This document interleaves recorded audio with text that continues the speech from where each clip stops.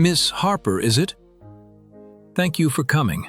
I trust the house doesn't concern you. It's unique, but no, sir. It's fascinating.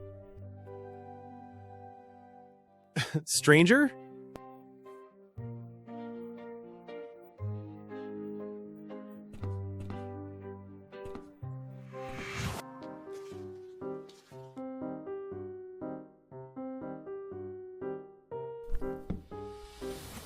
I've done some research, and it says here you are an orphan. That correct? Yes? Excellent. And you have no brothers or sisters? No close connections? Correct. How are you with dangerous secrets? I don't scare easily. And I don't gossip. And yet you still got into Harvard on a scholarship. Very impressive. That's a lot of research you've done that wasn't on my application? I'm asking because the job could well be dangerous. A few weeks ago, I got sent a very interesting video.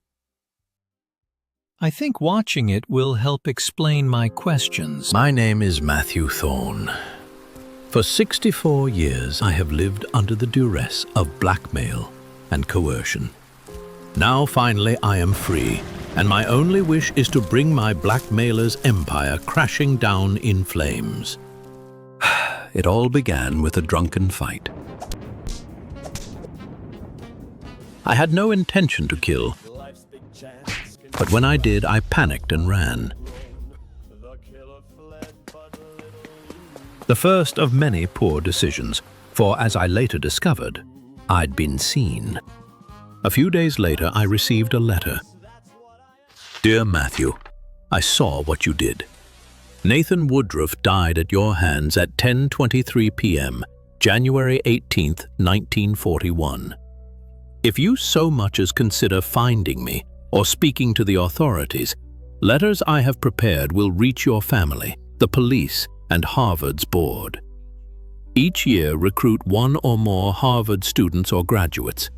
Each will follow a single instruction of my choosing per year. Ensuring their compliance is your responsibility.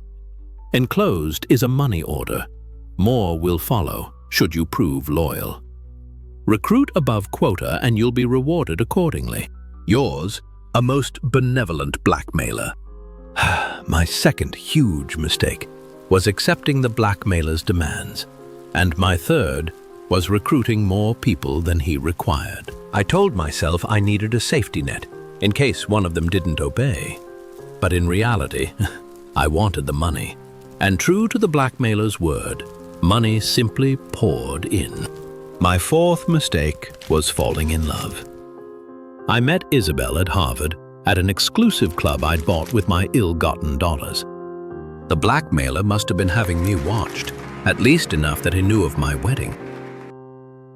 The veiled threat came in the form of a seemingly lavish wedding gift. As the recruits graduated, the blackmailer's intentions became clear. Some became bankers, politicians, and business leaders. We get early warnings of stock price changing events, such as a company underperforming or a new law. Trading on almost guaranteed events doesn't need to be frequent or make money fast. Our hedge fund guys would siphon some off, and everyone got rich. Recruits in less lofty positions were our enforcers, discrediting those who leaked, threatening violence, or simply monitoring those we were concerned about. Alternatively, they might help us launder money or set up more recruitment clubs. As time passed, I was instructed to set up all kinds of sidelines until I effectively ran a huge corporation. We'd get people hired or promoted, procure almost anything, from parties filled with celebrities to contract killing. Just occasionally, we'd swing a close vote, frame someone, or send a company crashing to the ground. You'll have seen some of our many efforts in the news. You need to be smart to be a politician, and very smart to be president.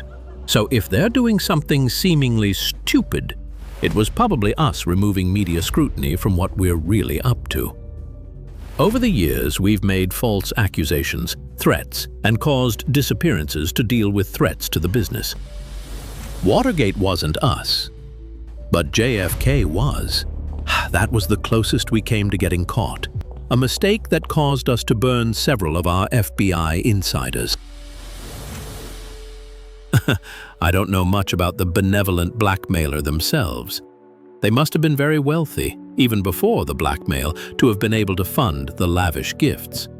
They are most certainly cunning. This scheme is not an easy one to manage, and they never slipped up seriously over 60 years. They are likely at least as old as me.